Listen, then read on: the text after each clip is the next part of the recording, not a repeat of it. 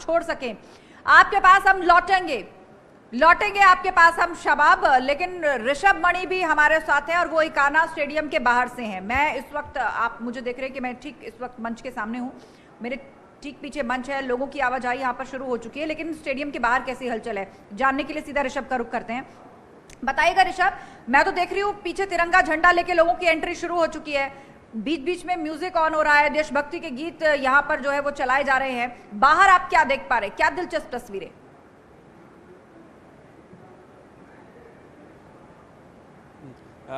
आस्था, मैं इस वक्त मैदान के अंदर आ चुका हूं और जो ठीक स्टेज के सामने मंच लगा हुआ है मीडिया के लिए, मैं वहां पर मौजूद हूं और मैं देख सकता हूं उस मंच पे यूपी के जो जितने भी सीनियर ऑफिसर हैं, चाहे उसमें चीफ सेक्रेटरी हो, एसीएस होम हो, डीजीपी हो, एडीजी लॉ एंड ऑर्डर है, वो सभी अभी यहाँ मंच पे थे, मंच की व्यवस्थाओं को देख रहे थे और वहाँ पर जो एसपीजी के अधिकारी थे उनसे बातचीत कर रहे थे और उनको तमाम दिशा निर्देश दे रहे थे। चूँकि कुछ देर बाद ही यहाँ पर भारत के प्रधानमंत्री, गृह मंत्री, रक्षा मंत्री और 11 प्रदेशों के मुख्यमंत्री समेत तमाम केंद्रीय मंत्री होंगे।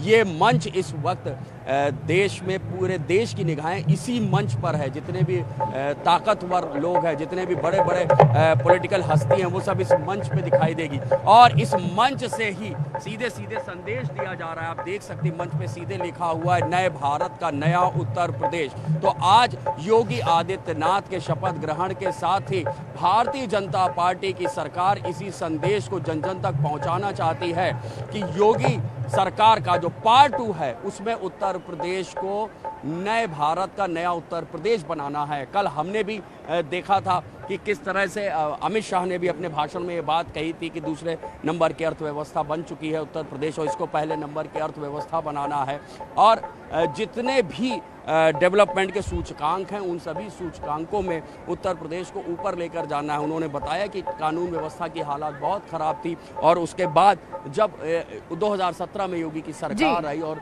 किस तरह से माफियाओं, गुंडों के ऊपर कार्रवाई हुई है, वो उसको जनता ने सराहा है। तो अब योगी सरकार के पार्ट 2 में भी आपको इसी तरह की कार्रवाई देखने को मिलेगी। खुद योगी आदित्यनाथ ने भी जब वो विधायक मंडल दल के नेता बने उसके बाद भी उन्होंने कहा था कि हमारा कंपटीशन, हमारी प्रतिस्पर्धा खुद हमसे ही है, हमको अपने पहले कार्यकाल से और बेहतर कर दिखाना है। जी हाँ, बिल्कुल। और आज भाजपा की तरफ से कहा भी जा रहा है कि ये जो शपथ है, ये जो शपथ ग्रहण है, ये शपथ है सुरक्षित राज्य के लिए, सुरक्षा के लिए, विकास के लिए, संकल्प के लिए। स्टूडियो में हमारे साथ वरिष्ठ पत्रकार विजय जी लगातार जुड़े हुए हैं। विजय जी, मंत्रियों के नामों को लेकर हम चर्चा कर रहे हैं यहाँ पर। खास बात ये कि जिन जिन को कॉल जा रहा है वो बीजेपी ऑफिस पहुंच रहे हैं, लेकिन कह ये रहे हैं हम तो अपने रूटीन वर्क से आए थे। अब देखिए, थोड़ी देर पहले डिप्टी सीएम दिनेश शर्मा अपने आवास से बात कर रहे थे, ये भी कोई इशारा है क्या वो ऑफिस नहीं पहुंचे हैं, ब्रजेश पाठक ऑफिस आए हैं? नहीं, देखिए, जो सस्पेंस है मुझे लगता है 12 बजे के बाद ही खत्म होगा, क्योंकि बहुत सी चीज़ें सिर्फ कयास पे चल रही हैं। कुछ लोग खामखा में अगर बीजेपी कार्यालय चले जाएंगे तो हम लोगों को लगेगा शायद ये भी मंत्री बनने के लिए इनको भी फ़ोन गया होगा।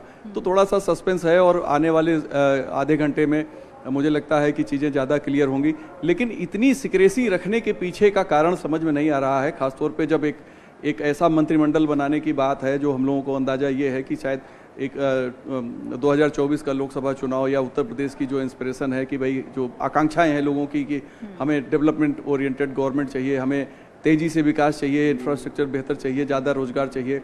तो एक अच्छे माहौल में उत्तर प्रदेश की सरकार गठित हो और ये जो सस्पेंस है इसको लेके जरूर कयास बहुत से चल रहे हैं। बहुत से विधायक परेशान हैं कि उनका नाम है कि नहीं है, लोग हम लोगों से भी पूछ रहे हैं। लेकिन आप ये समझ लीजिए कि जो भी मंत्री लोग शपथ लेंगे उन सबको पार्टी ने कई बार विचार करके, चिंतन मंथन करके, एक मंत्री पद के लिए 3-3, 4-4 नामों पे विचार करके उनको फाइनल किया है। और जब वो उनकी घोषणा करेंगे और जब बात सामने आएगी कौन कौन मंत्री बन रहे हैं, तो जाहिर है हमें लगेगा कि एक अच्छी गैलेक्सी योगी जी ने अपने लिए चुनी है जो उत्तर प्रदेश को आगे ले जाएगी। बिल्कुल। और आपने कहा कि काफी मंथन के बाद